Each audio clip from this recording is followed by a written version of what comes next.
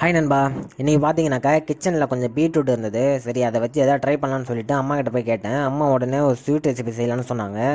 நானும் உடனே பீட்ரூட்லாம் நல்லா கழுவிட்டு அதை தோல் சீவிட்டு அதை துருவி கொடுத்தேன். அம்மா அதை ஒரு மிக்ஸி ஜாரில் போட்டு கொஞ்சமாக தண்ணி ஊற்றி நல்லா அரைச்சி எடுத்துக்கிட்டாங்க.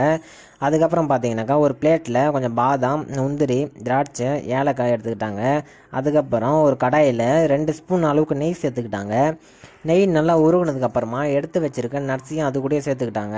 நண்பா, நட்ஸு சேர்க்கும் போது பாதாம் பருப்பை இந்த மாதிரி கட் பண்ணி சேர்த்துக்கோங்க. அதுக்கப்புறம் பார்த்தீங்கன்னா ஃப்ரை பண்ணிட்டு இருக்கும்போது திராட்சை ஒரு பால் மாதிரி நல்லா உப்பிக்கிட்டு வந்தது நண்பா. அது பார்க்குறதுக்கு அழகாக இருந்தது. இது நல்லா வறுத்ததுக்கு அப்புறமா அதை வேறு ஒரு பிளேட்டில் மாற்றிக்கிட்டாங்க.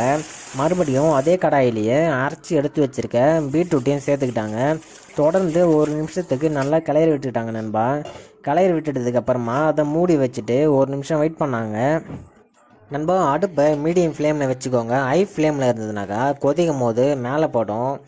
அதுக்கப்புறம் ஒரு நிமிஷம் கழிச்சு அதையும் நல்லா கிளறி விட்டுக்கிட்டு மறுபடியும் மூடி வச்சுட்டாங்க நண்பா.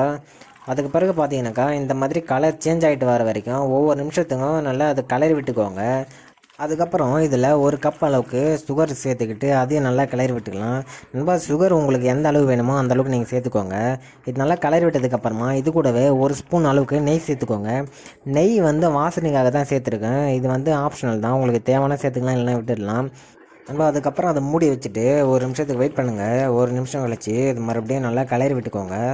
ஏற்கனவே வறுத்து எடுத்து வச்சுருக்க ட்ரை நட்ஸையும் இது கூட சேர்த்துக்கலாம் நண்பா.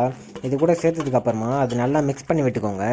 உங்களுக்கு தேவைப்பட்டதுனாக்கா இந்த சமயத்தில் எதாவது கலர் எசன்ஸ் இருந்தால் சேர்த்துக்கலாம். அது இன்னும் கொஞ்சம் வாசனையாக இருக்கும் நண்பா. அவ்வளோதான் நண்பா. இப்போ அடுப்பு ஆஃப் பண்ணிவிட்டு அதை சர்வ் பண்ணிக்கலாம். இதோட டேஸ்ட்டே அட்டகாசமாக இருந்தது நண்பா. நீங்களும் ட்ரை பண்ணி பாருங்கள். வீடியோ உங்களுக்கு பிடிச்சிருந்ததுனாக்கா இந்த சேனலை மறக்காமல் சப்ஸ்கிரைப் பண்ணிக்கோங்க நண்பா. அடுத்த வீடியோவில் பார்க்கலாம்.